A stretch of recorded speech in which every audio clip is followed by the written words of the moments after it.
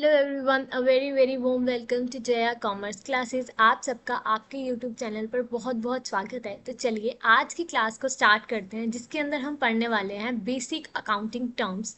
कुछ ऐसी टर्म्स जो कि बहुत इंपॉर्टेंट होती हैं और हमारे जो अकाउंटेंसी, जो हमारा सब्जेक्ट है अकाउंट्स, उससे रिलेटेड होती हैं। तो कोई भी प्रैक्टिकल या फिर थ्योरेटिकल चैप्टर करने से पहले सबसे पहले हमें इस चैप्टर को करना चाहिए, जो कि आपका चैप्टर 2 होता है सिलेबस के अकॉर्डिंग। इसके अंदर अगर हम इसको चैप्टर को नहीं करेंगे तो जब भी आप कोई नया चैप्टर थ्योरेटिकल हो या फिर प्रैक्टिकल स्टार्ट करते हैं तो उसके अंदर कुछ ऐसी अकाउंटिंग टर्म्स आती हैं जिसके बारे में आपको पता होना चाहिए। अगर आपको उसके बारे में नहीं पता होता तो आप उस चैप्टर को करने में डिफ़िकल्टी फेस करते हो। तो हमें वो डिफ़िकल्टी ना आए तो हम इस चैप्टर को सबसे पहले करेंगे, जिसके अंदर हम समझ लेंगे कुछ ऐसी बेसिक और इम्पॉर्टेंट अकाउंटिंग टर्म्स जो कि आपके एग्जाम पॉइंट ऑफ व्यू से भी इम्पॉर्टेंट चैप्टर बनते हैं। तो चलिए आज की क्लास को स्टार्ट करते हैं बिना किसी देरी के। और जो भी इस चैनल पर नया आया है प्लीज़ इस चैनल को सब्सक्राइब कर दो और शेयर कर दो, ताकि बहुत सारे स्टूडेंट्स हमारे साथ जुड़ सकें और इन क्लासेस का फ़ायदा ले सकें। तो चलिए स्टार्ट करते हैं। कुछ बेसिक अकाउंटिंग टर्म्स या जिन्हें हम टर्मिनोलॉजी भी कहते हैं, वो आपके सामने एक डायग्राम, ये पिक्चर है जिसके अंदर आपके पास बहुत सारी टर्म्स लिखी हैं। वो debit, credit, revenue, expenses, drawing, asset, account receivable, balance sheet, equity, expenses, account payables, ये सारी की सारी, लायबिलिटी लेजर, ये सारी की सारी वो टर्म्स है जिसके बारे में आपको पता होना चाहिए। तो हम वन बाय वन इस इन टर्म्स को हम समझते हैं इस क्लास में, और जितने भी हमारी बाकी की टर्म्स होगी हम नेक्स्ट क्लास में करेंगे। तो फर्स्ट टर्म क्या है हमारी? एंटिटी। तो आपको नाम से भी पता चल रहा होगा कि एंटिटी का मतलब क्या होता है। कोई ऑर्गेनाइजेशन जो हम एस्टेब्लिश करते हैं, कोई बिजनेस यूनिट भी हो सकती है, वो नॉन बिजनेस यूनिट भी हो सकती है, एक ऐसी इकोनॉमिक यूनिट। तो देखिए, entity means an economic unit which may be a business entity or a non business entity. Economic unit हम वो उससे बोलते हैं, इकोनॉमिक का मतलब ये होता है कि पैसों से रिलेटेड। जब भी कोई हम बिजनेस, वो बिजनेस यूनिट भी हो सकती है या फिर नॉन बिजनेस यूनिट भी बोल सकते हैं, उन्हें एंटिटी भी बोल सकते हैं। तो बिजनेस एंटिटी क्या होती है? बिजनेस से आप समझते हैं ना, सेल एंड परचेज, कि कोई भी ऐसी ऑर्गेनाइजेशन जो हमें अपने गुड्स या सर्विसेज प्रोवाइड करती हैं और उसके बदले हम उन्हें क्या देते हैं? पैसे देते हैं। एक तरफ से हम उनसे गुड्स ले रहे हैं, जिस चीज़ की हमें ज़रूरत है उनसे परचेज कर रहे हैं और वो हमें सेल कर रहे हैं। सर्विसेज चाहिए तो हमें वो सर्विसेज ले रहे हैं। अब हम क्या करते हैं? सर्विसेज, बहुत सारी टाइप की ऐसी ऑर्गेनाइजेशंस हैं जो आजकल सर्विसेज देती हैं प्रोडक्ट्स की बजाय। लाइक एयरवेज होगी, तो हमें वो क्या कर रही हैं? बुकिंग देते हैं, होटल की सर्विसेज प्रोवाइड कराते हैं। वो हमें कुछ बेच तो नहीं रहे लेकिन सर्विसेज प्रोवाइड करा रहे हैं ना। तो उसके अंदर क्या है? अगर हम कहीं बाहर घूमने जाते हैं तो कोई भी रेस्टोरेंट में रुक रहे हैं तो वो हमें क्या करा रहे हैं? सर्विसेज प्रोवाइड करा रहे हैं कि हम वहाँ पर जाके स्टे कर सकें 1 या 2 दिन के लिए। हमें कोई गुड्स तो नहीं दे रही। तो बहुत सारी एंटिटीज ऐसे हो जाती हैं जो हमें सर्विसेज भी प्रोवाइड कराती हैं और गुड्स भी प्रोवाइड कराते हैं, लेकिन उसके बदले वो किस लिए? प्रॉफिट अर्न करने के लिए, रेवेन्यू अर्न करने के लिए। A business entity means an economic unit which is formed for earning income by providing services or selling goods। चाहे वो सेल करें गुड्स को या फिर सर्विसेज प्रोवाइड कराएं हमें, लेकिन वो किसके लिए होता है? इकोनॉमिक यूनिट होती है अर्निंग इनकम के लिए, मतलब अपनी इनकम अर्न करने के लिए या फिर प्रॉफिट अर्न करने के लिए। और नॉन बिजनेस में आप क्या कह सकते हैं? नॉन बिजनेस में आप कह सकते हैं वो entity means an entity which is form not to earn profit, जो कि प्रॉफिट अर्न करने के लिए नहीं एस्टेब्लिश की जाती, but to render services to its member and to the society.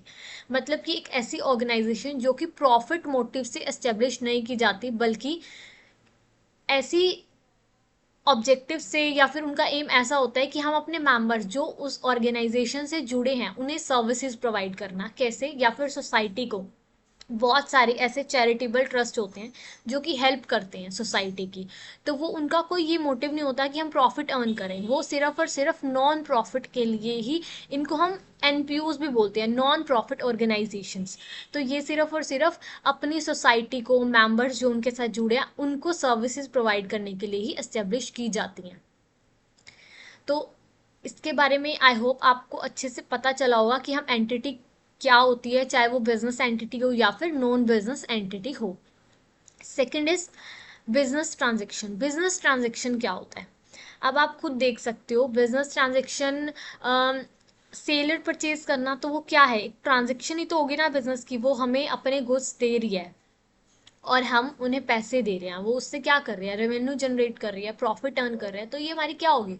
Cell and purchase करना, ये हमारी क्या होगी? एक बिजनेस ट्रांजेक्शन बोलते हैं इसको। वो इंटरनल भी हो सकती है, एक्सटर्नल भी हो सकती है। कैसे? देखिए, a business transaction is an economic activity of a business that changes it's financial position. It may be internal और एक्सटर्नल, कि वो इंटरनल भी हो सकती है विद एन ऑर्गेनाइजेशन, और क्या हो सकती है? External, outside the organisation. Internal क्या होती है? Those economic activities that take place entirely within one business entity, such as depreciation charged on the fixed assets। तो डेप्रिसिएशन क्या है? डेप्रिसिएशन भी एक नया वर्ड है आपके अकाउंट में, कि डेप्रिसिएशन क्या होता है? कि कोई भी हमारी एसेट है, एसेट भी नया वर्ड हो गया। तो ये सारे जो वर्ड्स आ रहे हैं, जितनी भी टर्म्स हैं, वो हम वन बाय वन इसके अंदर पढ़ेंगे, सारी कवर करेंगे। तो एसेट, सबसे पहले तो एसेट देखते क्या होता है। एसेट को आप ये समझ लो कि जो भी मशीनरी आपके बिजनेस के अंदर लाई गई है काम को करने के लिए, बिजनेस चलाने के लिए। अगर आपका मैन्युफैक्चरिंग का बिजनेस है, तो आपको अपने प्रोडक्ट्स को मैन्युफैक्चर करने के लिए क्या चाहिए होगा? एक मशीनरी चाहिए होगी, तो वो आपकी एसेट के अंदर इंक्लूड होगी। कोई फर्नीचर चाहिए, तो वो भी आपके एसेट के अंदर इंक्लूड होगी। लेकिन आप देखते हैं, आपके घर में भी कोई भी एसेट लेते हैं आप, कोई भी नई मशीनरी, फर्नीचर, कुछ भी परचेज कर रहे हो, तो वो दिन ब दिन पुरानी होती है। ऐसा तो नहीं है कि वो नई की नई रह जाएगी, ऐसे तो बिल्कुल भी नहीं होता। तो वैसे ही बिजनेस के अंदर हम कोई भी हमारी एसेट्स होती है, कोई मशीनरी या फिर फर्नीचर है, तो वो जब काम करती है तो वो पुरानी होती चलती है, तो हमें उसे रिप्लेस भी करना पड़ता है एक टाइम के बाद। तो वो जब पुरानी हो रही है, जो उसकी वैल्यू कम होती जा रही है डे बाय डे, तो उसे हम डेप्रिसिएशन बोलते हैं। मतलब कि गिरावट आना उस जो एसेट की वैल्यू में, उसे डेप्रिसिएशन बोला जाता है। आई होप आप ये टर्म बहुत अच्छे से समझ गए हैं। तो इंटरनल क्या हो सकते हैं? बिजनेस के अंदर ऐसी एक्टिविटी, इकोनॉमिक एक्टिविटी जो कि एक बिजनेस के अंदर होती है, जैसे कि एग्जाम्पल डेप्रिसिएशन लगना हमारी फिक्स्ड एसेट के ऊपर। तो ये क्या होगी? बिजनेस की ट्रांजेक्शन ही तो होगी। हमने एक तरह तरीके से ट्रांजेक्शन करते हैं। ये एक चैप्टर बनता है पूरा आपका डेप्रिसिएशन का, जिसके अंदर हम अकाउंट्स प्रिपेयर करेंगे। जो हमारा प्रैक्टिकल चैप्टर बनता है, अकाउंट्स प्रिपेयर करेंगे और उसके अंदर दिखाएंगे कि आपके पास ये फर्नीचर था, ये एसेट्स थी, कौन कौन से फर्नीचर थे, क्या क्या चीज़ें थी जिससे आप अपना बिजनेस रन कर रहे हो, तो उसके ऊपर क्या क्या डेप्रिसिएशन लग रहा है, कौन कौन सी उसकी value day by day decrease होती जा रही है। तो ये सब हम उस चैप्टर के अंदर अकाउंट्स प्रिपेयर करते हुए बनाएंगे, अपने अकाउंट्स बनाएंगे। डेप्रिसिएशन अकाउंट बनता है, उसके अंदर हम देखते हैं कि कौन सी एसेट है, किसकी वैल्यू कितनी कम हो रही है, कितनी रह गई है at the end of accounting year. तो ये सब आपको जानना बहुत इंपॉर्टेंट है। तो इंटरनल ट्रांजेक्शन ये होगी। एक्सटर्नल क्या होती है? Outside the organisation. Outside the organisation कैसे? those transaction which involves economic activities between two independent business entities such as purchase और sale of goods। मतलब कि वो वाली ट्रांजेक्शन जो कि होती है आपकी बिजनेस, मान लीजिए आप किसी और बिजनेस के साथ कोई डील कर रहे हैं, आपको, आप मैन्युफैक्चरिंग का काम कर रहे हैं, तो आप रॉ मटेरियल परचेज करेंगे, तभी तो उसको प्रोसेस करके अपने फिनिश गुड्स के अंदर कन्वर्ट करेंगे ना। तो आप रॉ मटेरियल लेंगे कहाँ से? वो तो किसी और ऑर्गेनाइजेशन से, और कोई एंटिटी है उन्हीं से तो परचेज करते हो ना। तो उसके अंदर किसी भी दूसरी एंटिटी के साथ आपका बाहर, आउटसाइड द ऑर्गेनाइजेशन डील होती है, या फिर कस्टमर के साथ डील होती है, तो वो उनको क्या बोलते हैं? एक्सटर्नल ट्रांजेक्शन्स होती है, जो जिसके अंदर हम अपने अकाउंट्स प्रिपेयर करते हैं। तो हम ये सारी ट्रांजेक्शन को रिकॉर्ड करते हैं। तो सेल, परचेज करना गुड्स का, सर्विसेज प्रोवाइड करना बाहर, एक्सटर्नली, आउटसाइड द ऑर्गेनाइजेशन, तो ये सारी की सारी आपकी किस में आती है? एक्सटर्नल ट्रांजेक्शन्स में, right. Third one is event. Event क्या होता है? ध्यान से समझिए कि एक इवेंट, मान लीजिए कि आप परचेज कर रहे हैं अपने ऑर्गेनाइजेशन में, आपने कोई ऑर्गेनाइजेशन एस्टेब्लिश करी है, एंटिटी है, तो उसके अंदर आप परचेज कर रहे हैं, तो इससे क्या इफेक्ट पड़ेगा आपके बिजनेस में? तो वो एक इवेंट है कि किस किस जगह पे, किस किस अकाउंट में और किस किस डिपार्टमेंट में वो इफेक्ट पड़ने वाला है उस ट्रांजेक्शन से। वो हम इवेंट बोलते हैं, उसे हम इवेंट बोलते हैं। उसका कॉन्सिक्वेंसेस, उसका रिजल्ट जो है उस ट्रांजेक्शन का, जहाँ जहाँ उसका इफेक्ट पड़ने वाला है, वो इवेंट है आपके लिए, आपकी ऑर्गेनाइजेशन में, आपकी एंटिटी के अंदर। An event is the consequences और रिजल्ट ऑफ अ ट्रांजेक्शन। मतलब इवेंट क्या हो सकता है कि मतलब कि कॉन्सिक्वेंसेस और रिजल्ट किसी भी ट्रांजेक्शन का, कि उसका इफेक्ट कहाँ कहाँ पे पड़ रहा है। फॉर एग्जाम्पल, सेल हुई है आपकी 1 लाख की, आप सेल कर रहे हो 1 लाख की, और उसका कॉस्ट ऑफ परचेज क्या है, 80,000।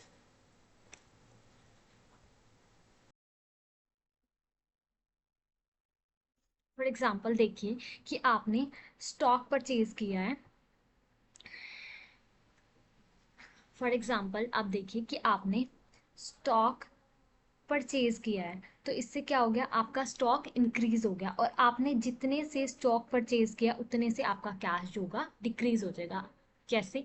जब भी आप किसी एंटिटी से, बिजनेस एंटरप्राइज से अपना कोई सामान खरीदते हैं, आपको रॉ मटेरियल चाहिए, आपने जितने का खरीदा तो स्टॉक में क्या हो गया, ऐड हो गया।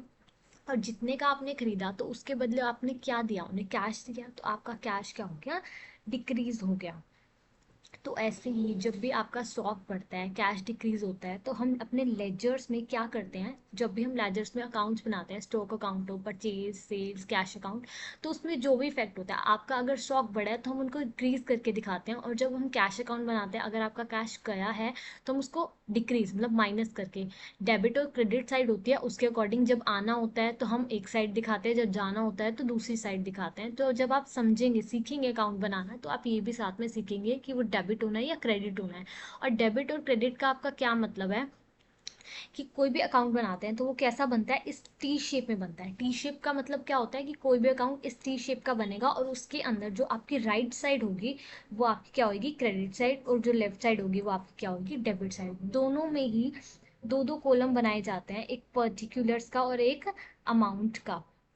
इसके अंदर आपकी कोई भी ट्रांजेक्शन हुई है तो वो आप पर्टिकुलर्स में लिखेंगे, और उसका जो भी अमाउंट होगा वो अमाउंट उसका सामने मेंशन करेंगे, कि किस साइड प्लस करना है, किस साइड माइनस करना है, वो आपके अकाउंट पे डिपेंड करता है, आपका परचेज है, सेल्स है, या फिर कैश अकाउंट है, या फिर कौन सा लेजर आप बना रहे हैं। राइट, इतना आपने समझ लिया कि ये टी शेप का होता है, और कोई भी चीज़ इंक्रीज होती है तो वो हम क्या करते हैं, प्लस करके दिखाते हैं, और जो डिक्रीज होती है वो हम माइनस करके दिखाते हैं। तो ये सारे जो भी इफेक्ट है जो आपके अकाउंट में आए हैं, तो इन इफेक्ट को ही हम क्या बोलते हैं, एक इवेंट बोलते हैं, कि जो भी आपका इफेक्ट आया है उस ट्रांजेक्शन से। आई होप आपको क्लियर होगा।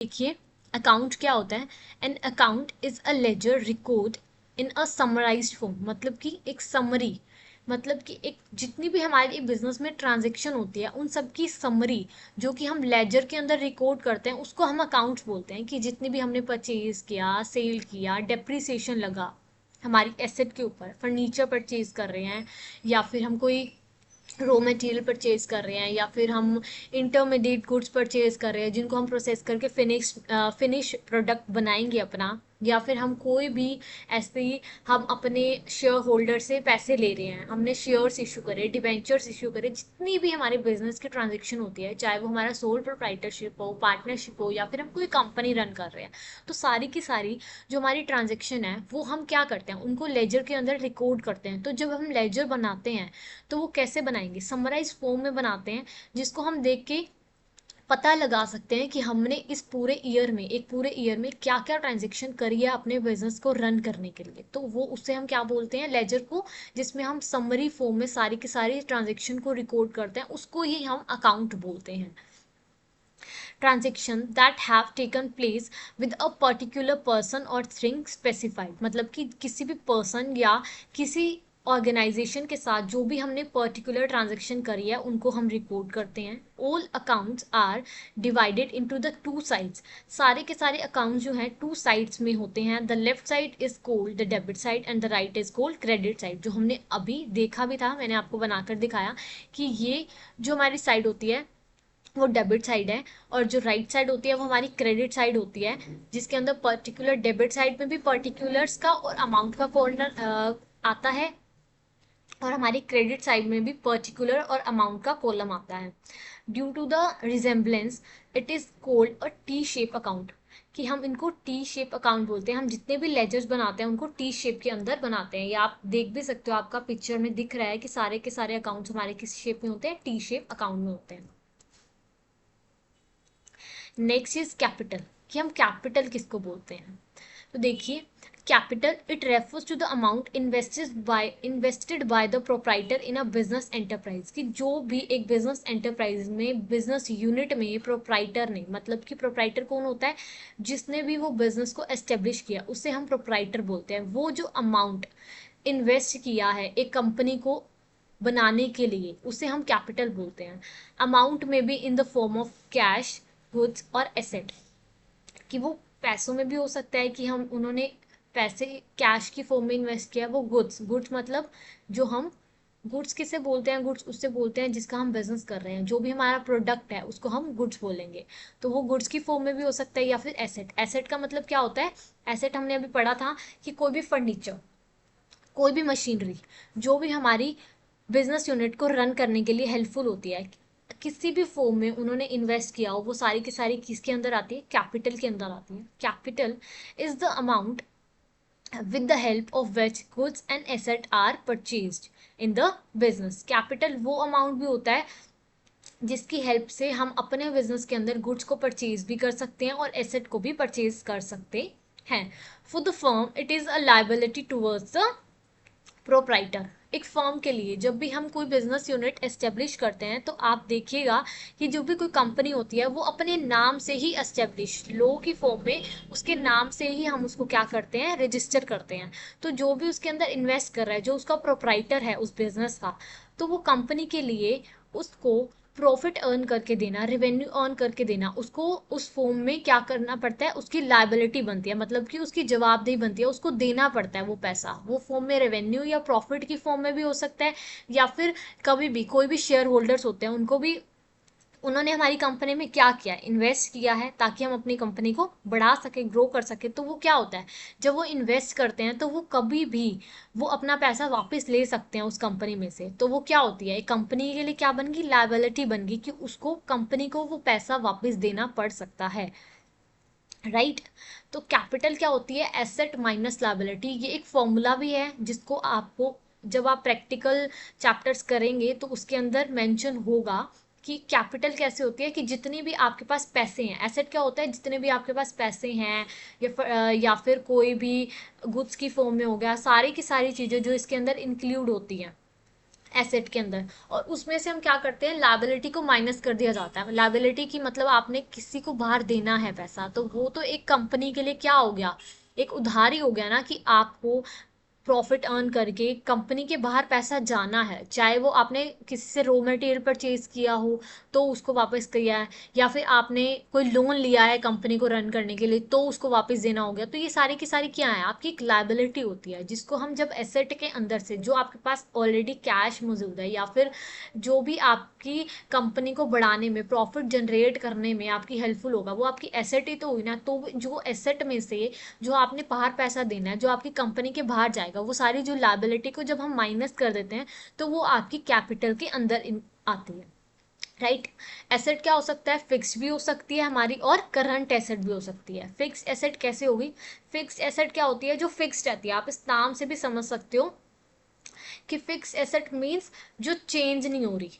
चेंज नहीं हो रही मीन्स कि फर्नीचर हो गया, तो वो चेंज तो नहीं हो रही, वो तो फिक्स ही रहने वाली है, उसमें कोई चेंजेस तो नहीं आ रहा। करंट एसेट क्या हो गया, कैश। अब कैश है वो आपकी करंट एसेट है जो चेंज होती रहती है, वो बढ़ भी सकती है और कम भी हो सकती है। तो इसका डिफरेंस समझ आ गया, I hope. Capital is also known as owners equity. Capital को हम ये भी बोलते हैं कि वो ओनर्स की इक्विटी है। ओनर कौन हो गया, जिसने आपकी कंपनी को एस्टैब्लिश किया, उससे हम ओनर बोलते हैं। तो वो उसकी इक्विटी भी हो सकती है, उसका पैसा मतलब की, और उसको नेटवर्थ और नेट एसेट भी हम बोलते हैं। Next is drawings. ड्राइंग्स क्या होता है, जब भी एक प्रोप्राइटर, ओनर जो कि कंपनी का है, जिसने वो कंपनी को एस्टेब्लिश किया है, जब वो उन पैसों को, कंपनी के पैसों को अपने पर्सनल यूज के लिए इस्तेमाल करने लग जाता है, तो उसे हम क्या बोलते हैं, drawings. Any cash or a value of a goods withdrawn by the owner for personal use or any private payment made out of the business funds are called drawings. मतलब कि जब भी कोई ऑनर होता है ऑर्गेनाइजेशन का, अगर वो अपने काम के लिए, वो हो सकता है शॉपिंग का काम हो, या फिर उसने कोई इलेक्ट्रिसिटी भरना हो, या फिर उसका कोई भी पर्सनल काम, उसके लिए जब वो बिजनेस का पैसा यूज करने लग जाता है, वो अपने बिजनेस के पैसों को निकालता है अपने पर्सनल काम को पूरा करने के लिए, तो हम उसको क्या बोलते हैं? ड्राइंग्स। ये बहुत इंपॉर्टेंट टर्म है जिसका आपका यूज अपने, जब आप प्रैक्टिकल चैप्टर्स करोगे तो उसके अंदर इन सब टर्म्स का यूज होगा। Seventh is liability. लायबिलिटी क्या होता है? जो पैसा हमने बाहर वालों को देना होता है, उधार पे लिया हो या फिर किसी तरीके से, या फिर हमने गुड्स परचेज करे हो, जो भी पैसा आपकी कंपनी से बाहर जाएगा वो एक कंपनी के लिए क्या है? लायबिलिटी है। It refers to the amount which the firm is liable to pay to the outsider. मतलब कि जो पैसा आउटसाइडर को एक कंपनी ने देना है उसे हम क्या बोल देते हैं? लायबिलिटी बोलते हैं। लायबिलिटी का फॉर्मूला भी हो सकता है कि जो भी एसेट आपके पास मौजूद है उसमें से अगर हम कैपिटल माइनस कर देंगे तो वो आपका क्या होगा? लायबिलिटी बन जाती है। Next is type of liability. Type of liability on the basis of parties, on the basis of terms. Parties के बेसिस पे हम लायबिलिटी क्या होती है? इंटरनल लायबिलिटी और एक्सटर्नल लायबिलिटी। और on the basis of term, ये लॉन्ग टर्म भी हो सकती है। लॉन्ग टर्म को हम बोलते हैं नॉन करंट लायबिलिटी, और शॉर्ट टर्म को बोलते हैं हम करंट लायबिलिटी। इसको हम वन बाय वन देखते हैं।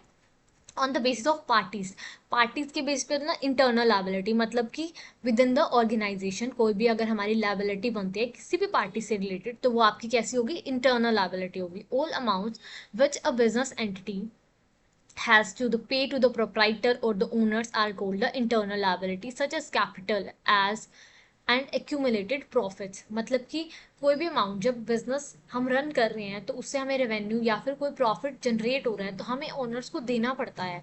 तो वो एक कंपनी के लिए क्या हो गया? लायबिलिटी। कि वो उनके जो इंटरनल, जो भी आपके एम्प्लॉयज हो गए या फिर आपके जो प्रोप्राइटर ओनर्स हो गए, जब उनके पैसा देना पड़ता है हमें, तो वो क्या होगा? इंटरनली हमने पैसा दिया अपने किसको?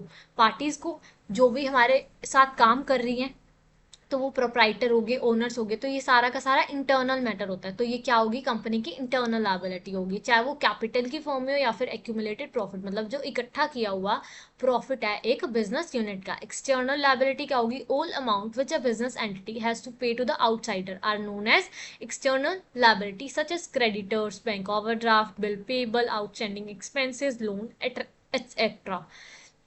मतलब कि सारा का सारा अमाउंट जो कि एक एंटिटी को आउटसाइडर्स को देना पड़ता है, हम उसको क्या बोलते हैं? External liability. क्रेडिटर्स कौन होते हैं? क्रेडिटर्स कौन होते हैं? जिसको हमने पैसा देना होता है। बैंक ओवरड्राफ्ट क्या होता है?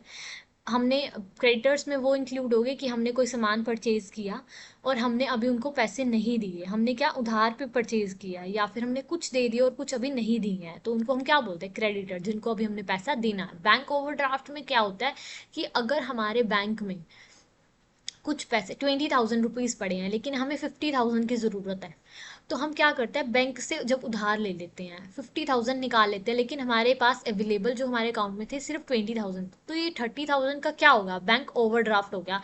लेकिन ये हर किसी को नहीं मिलता। एक तरीके से लोन भी बोल सकते हैं कि लोन फैसिलिटी है, लेकिन इसको हम क्या बोलते हैं? Bank overdraft.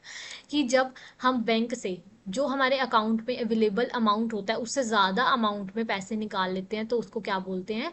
बैंक ओवरड्राफ्ट, जो कि हमें इंटरेस्ट के साथ बैंक को वापस देना पड़ता है। और ये बैंक ओवरड्राफ्ट हर किसी को नहीं मिलता है। जो कंपनी की गुडविल, मतलब कि जो उसकी इमेज बनी हुई है मार्केट में, कि वो इतनी अच्छी इमेज है कि बैंक को पता है कि आप पैसे वापस कर देंगे, ये कंपनी हमें टाइम आने पे पैसे वापस कर देगी विद इंटरेस्ट, तो वो उन्हें ये फैसिलिटी प्रोवाइड कराते हैं। और वैसे ही आउटस्टैंडिंग, आउटस्टैंडिंग एक्सपेंसेस क्या हो गया? आउटस्टैंडिंग एक्सपेंसेस हो गया कि जो अभी भी आपने पे करने हैं, आउटस्टैंडिंग है, अभी आपने नहीं दिए हैं, आपके अकाउंट में मेंटेन है कि आपको अभी पे करना है ये अमाउंट, तो उसको हम आउटस्टैंडिंग एक्सपेंसेस बोलते हैं। कि अभी भी खड़े पैसे हैं कि हमने अभी बाहर जो पार्टीज थी हमने उन्हें नहीं दिए हैं, तो ये सारे आपके आउटस्टैंडिंग एक्सपेंसेस में इंक्लूड होते हैं। बिल्स पेबल भी ये एक तरीके का आपकी एक्सटर्नल लायबिलिटी होती है, कि जिसके अंदर हमने क्या होता है कि एक पार्टी से कुछ पैसे लिए होते हैं, कुछ हमारा एग्रीमेंट बना होता है और टाइम आने पे हमें उससे वो पैसे वापस करने पड़ते हैं। तो ये सारी टर्म्स आप आगे आने वाले चैप्टर्स में भी पढ़ोगे बहुत अच्छे से, क्लैरिटी से। तो ये होती है हमारी एक्सटर्नल लायबिलिटी, जो बाहर की पार्टीज को जो कंपनी ने पैसा देना होता है। On the basis of terms, में क्या हो सकता है, लॉन्ग टर्म भी हो सकता है और शॉर्ट टर्म। लॉन्ग टर्म को हम नॉन करंट लायबिलिटी भी बोलते हैं। It refers to those liability which fall due for payment in a relatively long period, मतलब कि लंबे समय के लिए। और लंबे समय में मोर देन 1 ईयर इंक्लूड होता है, और शॉर्ट टर्म में with in a year include होता है। अकाउंट्स की फॉर्म में अगर हम देखें तो normally after more than 1 year, जो कि लॉन्ग टर्म और नॉन करंट लायबिलिटी में इंक्लूड होगा, कि मतलब 1 साल से ज़्यादा हो गया है, ड्यू है हमारी पेमेंट, हमने नहीं दिया है, तो वो कौन सी होगी, लॉन्ग टर्म लायबिलिटी। इसमें लॉन्ग टर्म डिबेंचर्स और लोन्स दोनों इंक्लूड होते हैं। डिबेंचर्स और शेयर्स एक ऐसी तरीका होता है जिससे हम क्या करते हैं, कंपनी में पैसा लेते हैं। जो हमारे कंपनी में इन्वेस्ट करते हैं तो हम शेयर्स भी इशू करते हैं और डिबेंचर्स भी इशू करते हैं। ये एक तरह की क्या है, डिबेंचर हमारी लायबिलिटी होती है। शॉर्ट टर्म क्या होता है कि 1 साल हो गया, विद इन अ 1 ईयर, कि हमने अभी तक उन्हें पैसे वापस नहीं करे हैं। It refers to those liability which are paid within a near year, within a year, मतलब कि हमें क्या किया, पैसे वापस नहीं किए 1 साल में, लेकिन हमें करने हैं, मतलब 1 साल के अंदर अंदर करने हैं, तो वो करंट लायबिलिटी और शॉर्ट टर्म में आते हैं। और जो 1 साल से ज़्यादा हमारे पास टाइम है, कि मतलब 1 साल से ज़्यादा हो गया और हमने अभी नहीं किए, हमारे पास टाइम है कि हम 1 साल से ज़्यादा है हमारे पास टाइम, उसके बाद भी हम पे कर सकते हैं, तो वो लॉन्ग टर्म के अंदर आता है। और ये जो शॉर्ट टर्म के अंदर आता है वो बैंक ओवरड्राफ्ट, कि हमने एक्स्ट्रा मनी बैंक से निकाल लिया तो हमें विद इन अ ईयर उसे पे करना पड़ता है, तो वो क्रेडिटर्स भी हो गए या फिर शॉर्ट टर्म लोन्स हो गया। ये सारे के सारे हमारे किसके अंदर इंक्लूड होते हैं, शॉर्ट टर्म और करंट लायबिलिटी के अंदर इंक्लूड होते हैं।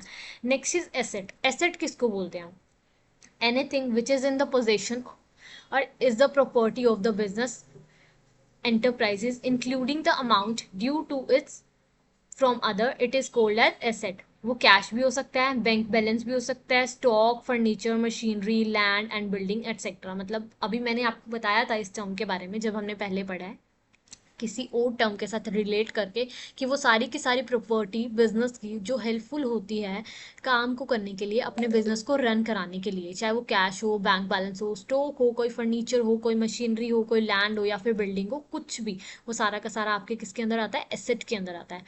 टाइप्स ऑफ एसेट में क्या होता है, नॉन करंट एसेट और फिक्स्ड एसेट और current asset. Third one is fictitious और nominal asset.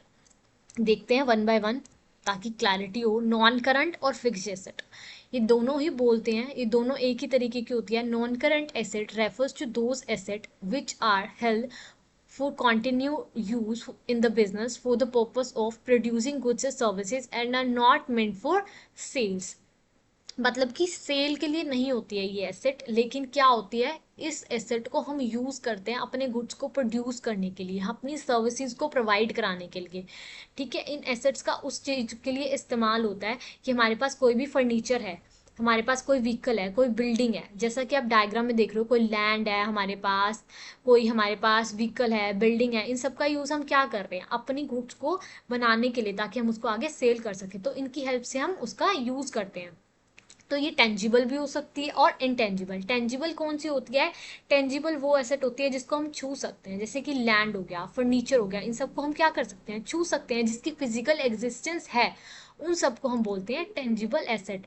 Can be touched और सीन और which has a physical existence such as land and building, plant, furniture, machinery, ये सब हमने अभी पढ़ा। इनटेंजिबल मतलब जिसको हम छू नहीं सकते, राइट। किसको हम छू नहीं सकते, गुडविल को छू नहीं सकते। गुडविल वो होती है इमेज, कि हमारी कंपनी की क्या इमेज है मार्केट में, क्या हम उसको छू सकते हैं, हम देख ही तो सकते हैं ना, किसी के थ्रू कोई हमें बताता है कि ये कंपनी बहुत अच्छी है, ये प्रोडक्ट बहुत अच्छे हैं, बहुत अच्छे का प्रोडक्ट प्रोवाइड करा सकते हैं, तो ये क्या है, एक इमेज बनी हुई है मार्केट की, जो मार्केट के अंदर एक ऑर्गेनाइजेशन की, तो हम उसको वो गुडविल बोलते हैं। पेटेंट्स, जिसके थ्रू हम क्या कर सकते हैं, अपने गुड्स बना सकते हैं, कि मतलब ये पेटेंट मिला हुआ है कि इस ये पेटेंट हमारा है कि हम ही इस तरीके के और ये वाले गुड्स अपने पेटेंट का यूज़ करके बना सकते हैं। कंप्यूटर सॉफ्टवेयर, हम हार्डवेयर को टच कर सकते हैं, कंप्यूटर्स के मॉनिटर को टच कर सकते हैं, जिसके थ्रू, सॉफ्टवेयर के थ्रू वो कंप्यूटर चल रहा है, उसको तो हम टच नहीं कर सकते। तो जो भी एसेट इनटेंजिबल होती है तो वो इसके अंदर इंक्लूड होती है, जैसे कि goodwill, patent, computer software. Patent मतलब जो राइट हमें मिला हुआ है कि हम ये गुड्स को प्रोड्यूस कर सकते हैं, तो ये सारी की सारी किसके अंदर इंक्लूड होती है, हमारी इनटेंजिबल एसेट्स के अंदर, राइट। आई होप आपको ये क्लियर हो रहा होगा। अगर आपको कोई भी कंफ्यूजन है इन टर्म से रिलेटेड तो आप कमेंट कर सकते हैं। तो हम अपनी नेक्स्ट क्लास में उसको अच्छे से क्लियर कर लेंगे दोबारा से। करंट एसेट कौन सी होती है? करंट एसेट वो होती है जिसको हम कैश में भी कन्वर्ट कर सकते हैं। Current asset are those assets which are meant for the sale or which the management would want to convert into the cash within a 1 year. These assets are also called as short term or active assets. मतलब कि या तो वो cash हो या फिर एक ऐसी एसेट जिसको हम कैश में कन्वर्ट कर सकते हैं जब चाहे, लिक्विड फॉर्म में कन्वर्ट कर सकते हैं विद इन अ ईयर, 1 साल के अंदर अंदर। जैसे कि डेटर्स, डेटर्स क्या होगी? जिनसे हमने पैसा लेना है, मतलब कि हमने उनको सेल कर रखा है लेकिन उन्होंने हमसे कैश में नहीं खरीदा सामान, तो वो क्या हो गए? हमारे डेटर्स हो गए। जैसे कि क्रेडिटर्स पढ़ा था कि हमने जिनको पैसा देना है, कि हमने परचेज किया लेकिन हमने अभी पैसा नहीं दिया, तो वो क्रेडिटर्स हो गए। डेटर्स क्या हो गया? कि हमने सेल किया लेकिन हमें अभी पैसा नहीं मिला, तो वो हमारे डेटर्स हो जाते हैं, कि हम विद इन अ 1 ईयर उनसे पैसा ले ही लेंगे, तो वो हमारे क्या होगी? ये सारी की सारी करंट एसेट होगी और शॉर्ट टर्म एसेट हो जाती है। स्टॉक हो गया जिसको हम बेच के पैसा कमा सकते हैं। प्रीपेड एक्सपेंसेस मतलब कि ऑलरेडी अमाउंट आ चुका है हमारे पास, जिनको हमने सेल करना है या फिर अभी सामान पहुंचाना है, लेकिन हमने ऑलरेडी, उन्होंने क्या किया? पेमेंट कर रखी है। प्रीपेड एक्सपेंसेस, पहले से ही पे किया हुआ पैसा। कैश इन हैंड और बैंक बैलेंस मतलब ऑलरेडी हमारे पास कैश अवेलेबल है या फिर हमारे बैंक में अवेलेबल है, जब चाहे हम निकाल सकते हैं। तो ये सारी की सारी शॉर्ट टर्म होगी है और करंट एसेट होती हैं।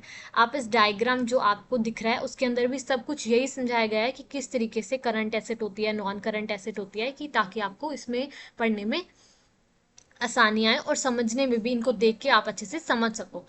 Next is fictitious assets or nominal assets. ये कौन सी एसेट्स होती हैं? These are the asset which can not be release in cash or no further benefits can be derive from this asset. मतलब कि इसको हम कैश में कन्वर्ट नहीं कर सकते और इससे कोई भी फर्दर बेनिफिट्स हमें नहीं मिलेंगे। जो मिलना था अभी मिल चुका है, लेकिन आगे आने वाले टाइम में हमें और कोई भी इससे फ़ायदा नहीं होने वाला है। फॉर एग्जांपल प्रमोशनल एक्सपेंसेस और preliminary expenses, discount on issue.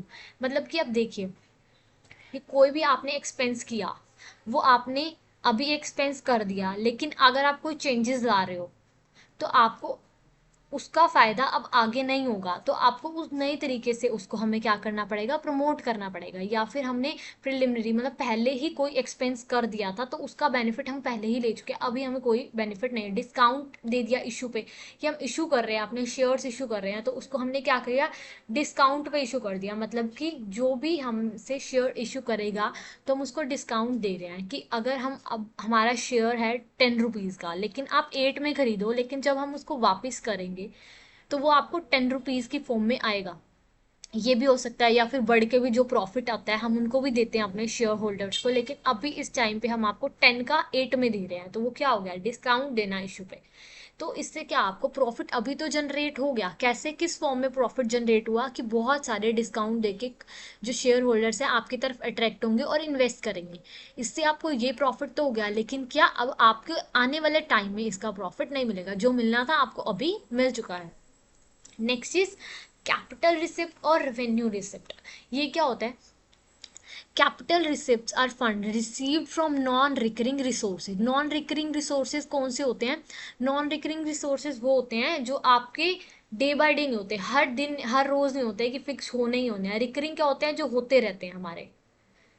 ये महीने अगर हमने बिल देना है तो अगले महीने भी ये वाला बिल देना है, तो मतलब रिकरिंग एवरी मंथ होने वाले, मतलब होते रहते हैं, जो उन्हें हम रिकरिंग बोलते हैं। लेकिन कैपिटल रिसिप्ट्स ऐसी नहीं होती, जो हमने एक बारी में कर दी इकट्ठे बल्क में, उसे हम कैपिटल रिसिप्ट बोलते हैं। और रेवेन्यू रिसिप्ट क्या होती है? Recurring income from core business operation. मतलब कि आपको टाइम टू टाइम होने वाली इनकम की होती रहती है। रिसिप्ट्स का मतलब ही होता है इनकम होना, फंड्स जनरेट करना। तो कैपिटल जो आपको एक बारी में मिल गए, और रेवेन्यू जो आपको मिलती रहती है थोड़े थोड़े टाइम में। कैपिटल को आप बोल सकते हो, कैपिटल रिसिप्ट को, कि आपने क्या कर दिया? सेल कर दिया फिक्स एसेट। मतलब आपके पास कोई एसेट दी, फर्नीचर था, आपने उसको सेल कर दिया, आपको एक ही बारी में वो सारा का सारा अमाउंट मिल गया, तो वो आपकी क्या होगी? कैपिटल रिसिप्ट होगी। आपने कोई लोन लिया है, उससे इकट्ठा सारा का सारा अमाउंट ले लिया, तो आपने एक साथ ले लिया ना, वो सारी की सारी आपको रिसिप्ट एक साथ मिल गई।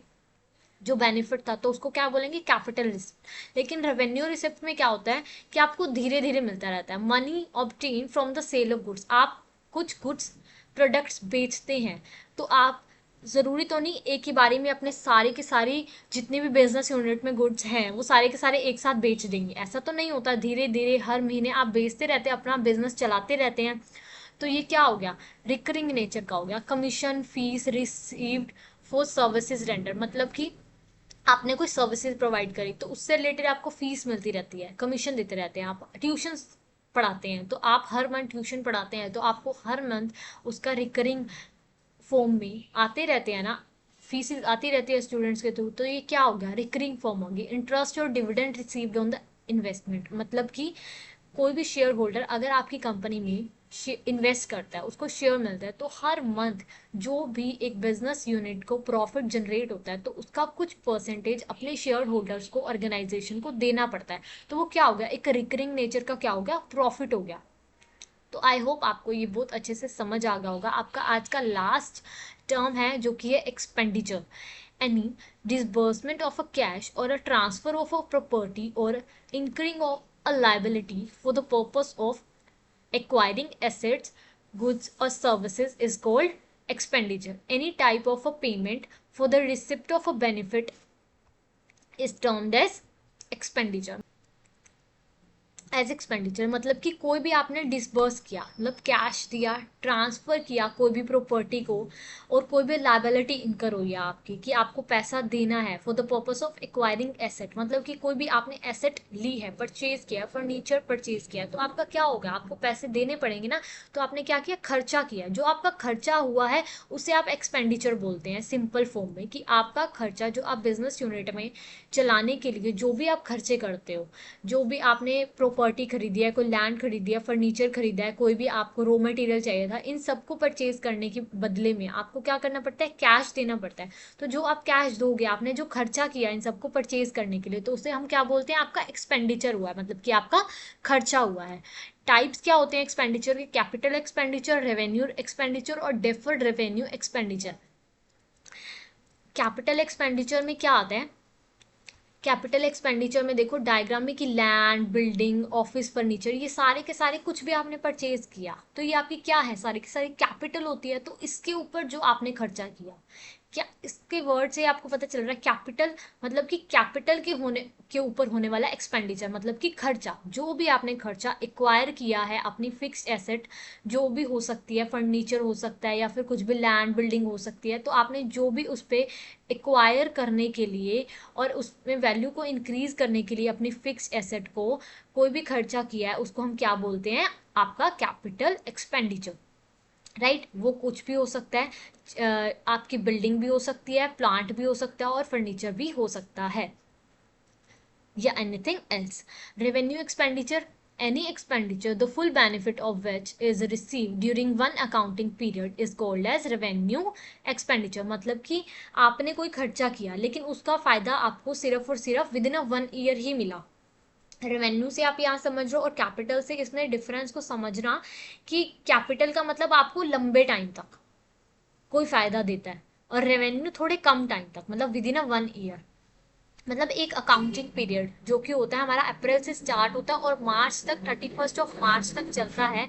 तो इस अकाउंटिंग पीरियड में जो भी आपको बेनिफिट हुआ विद इन अ 1 ईयर, तो जिस पे आपने खर्चा किया, तो वो क्या हुआ, आपका रेवेन्यू एक्सपेंडिचर हो गया। वो कुछ भी हो सकता है कि आपने सैलरी दी अपने एम्प्लॉयज़ को, इलेक्ट्रिसिटी बिल पे किया, तो ये सारा का सारा क्या है, 1 ईयर का। तो ये क्या हो गया, आपने खर्चा किया अपने बिजनेस यूनिट पे विद इन अ 1 ईयर, तो उससे हम बोलते हैं revenue expenditure. Next is deferred revenue expenditure. Deferred revenue expenditure को आप ये एग्जांपल के थ्रू बहुत अच्छे से समझोगे कि मान लीजिए आपने अपने बिजनेस यूनिट के लिए एडवर्टीजमेंट करी, कि आपने खर्चा तो आज कर दिया लेकिन उसका जो बेनिफिट है आपको आने वाले 3, 4, 5, 6 या 7 सालों में आपको मिलेगा, आने वाले सालों में आपको मिलेगा, लेकिन आपको खर्चा आज ही करना है, तो उसे बोलते हैं डेफर्ड रेवेन्यू एक्सपेंडिचर। मतलब आज आपने एडवर्टीजमेंट करा दी अपने प्रोडक्ट की, लेकिन उससे रिलेटेड जो प्रमोशन हुई है आपको आने वाले सालों तक, जो जब तक आप वो सेल कर रहे हैं, 5 से 6 सालों तक, जब तक आपको कस्टमर